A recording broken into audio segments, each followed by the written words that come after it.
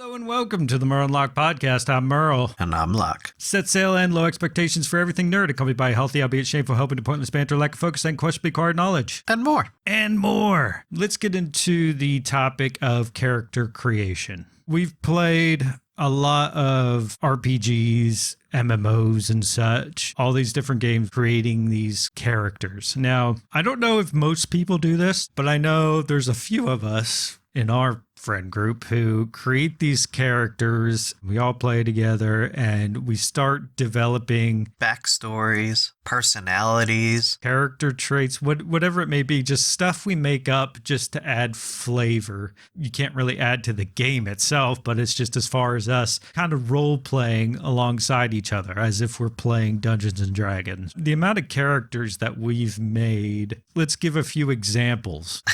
I was pointed out by Jane Doe that like you and I, when we create characters, even with MMOs, it is often like, brava, two dumb, half-witted brother characters who just, they muck about in life. Don't know how they do it, but they do. Yeah, somehow they get through. Sometimes they just make it through. Now, whether it's just by sheer brutality or killing everything in sight or only doing things as long as it pays us well. It's been many different kinds of characters. I think one of my favorite characters of yours is from The Elder Scrolls Online, Steven. Steven. He's something special. I hold him near and dear to my heart. He is probably the only thing that really keeps me playing ESO from time to time.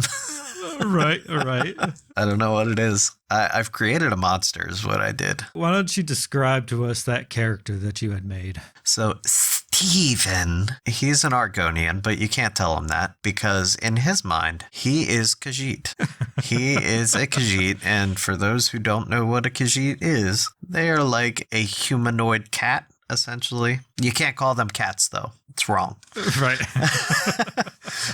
It's one of my favorites personally. And for Steven, you have a Khajiit helmet that has the little ear pieces. Yes. So you try to disguise yourself as a Khajiit, but there's been many circumstances where we've confronted this Steven character with our own characters, tried to call him out or like pull him back from this illusion.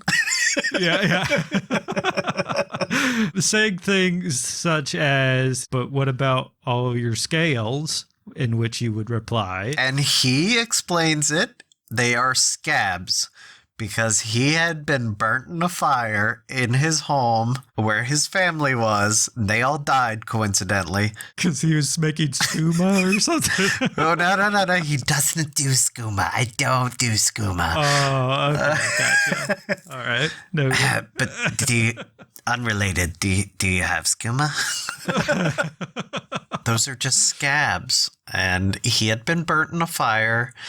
And they've been replaced. They look like scales. He understands they look like scales, but they're scabs. And he doesn't like to talk about how traumatic it was for him to get burnt in this fire.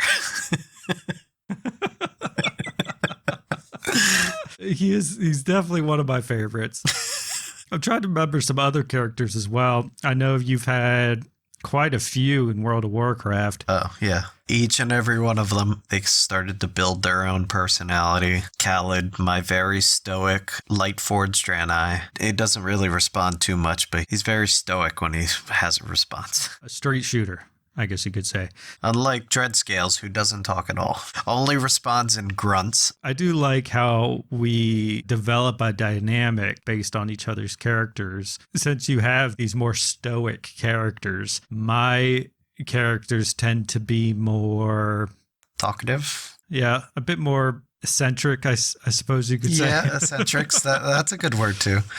Most of my characters end up being that way just to spice things up. We can create some pretty good inside jokes as a result because it's a good dynamic. One stoic character, one eccentric character. It's pretty much something that often we default to. Yeah, and if it ain't one, it's the other. If you have the more quiet, stoic character, I usually have someone like Lux, who's a little more of a wild card, hitting on every female character in the game. Which is funny to me because he's a gnome, which not a whole lot of people will go for that.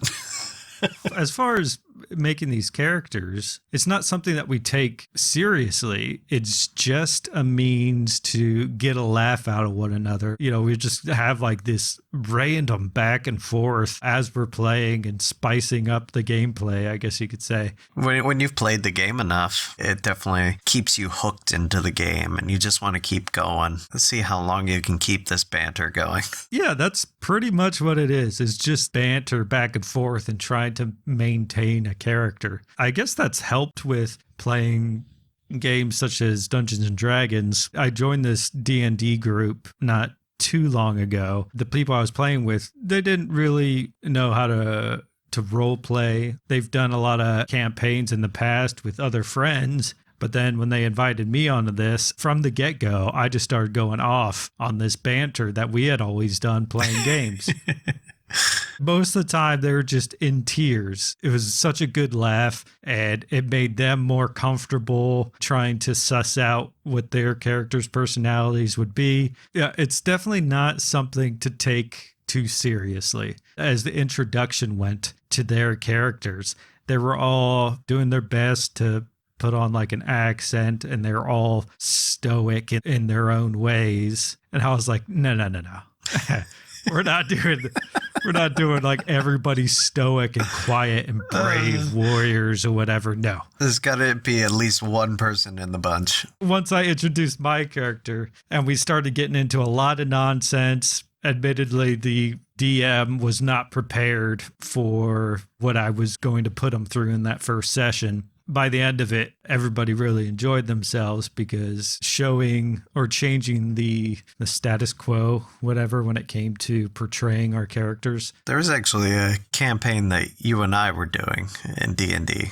One that I kind of like started later with you. I guess one that you had already going with your brother and a bunch of our other friends. I remember sitting down, creating a character. I had him more on the serious side. I had this serious backstory as to how he was. The folklore hero. He and his buddy used to go out and solve problems, save the world type stuff. And then his buddy died. Horrible accident. We kind of tied it somewhere in the story to really piece them together. But I used to think that he became a hermit and a drunk because of his buddy passing away, but after hanging out with the group and doing things with them, no, they drove him to drink. He's not actually a drunk because of what happened in the past. It is now because of the group he hangs with.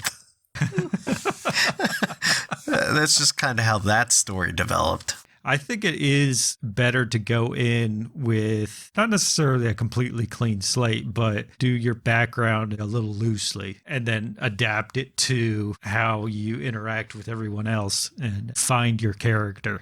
Because finding that group dynamic, it's so much fun trying to suss that out. And it comes pretty naturally how everyone functions together as far as clashing personalities and how your characters relate to one another, because we've made characters in the past who we brought them in, didn't know exactly what their background was, and then we just decided we're related or something, or we've known each other for however long. I think there is something that plays into that too, and where we kind of make that call is when you and I create a character. We're not talking, we're not even explaining what we're doing. We're just going in, we're creating our character. And more often than not, you and I come out with similar features. Like almost the same characters. Maybe like different hair color or something. Different hair color, maybe a slightly different facial hair or something, but other than that, they are almost exactly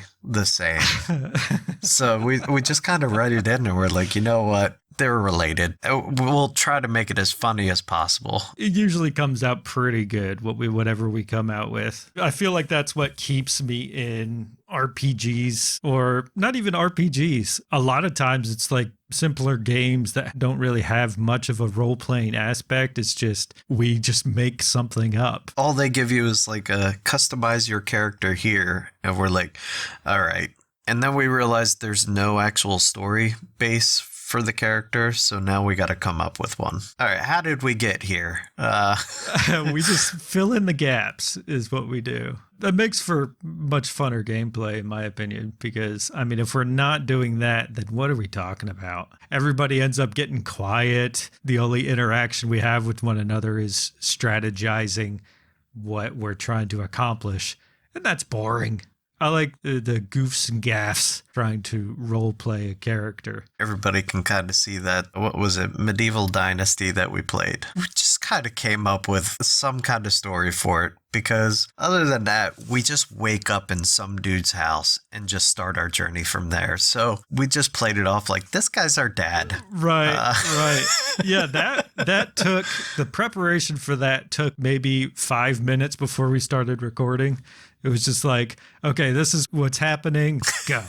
And then we just went from there. Everything that you see there was exactly as it was for us. We just went with it, which that's the best part about the games. And when we play and make characters, we can enjoy it, every moment of it. We don't take video games or our playtime too seriously. We're playing video games. Why would you strive to be mature about it?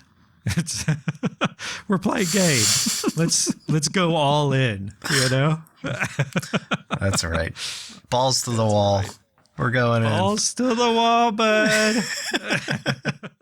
If you enjoy the Merle and Locke podcast, please consider becoming a patron by going to patreon.com/Merle and Locke, or simply follow the link in the description. Thank you.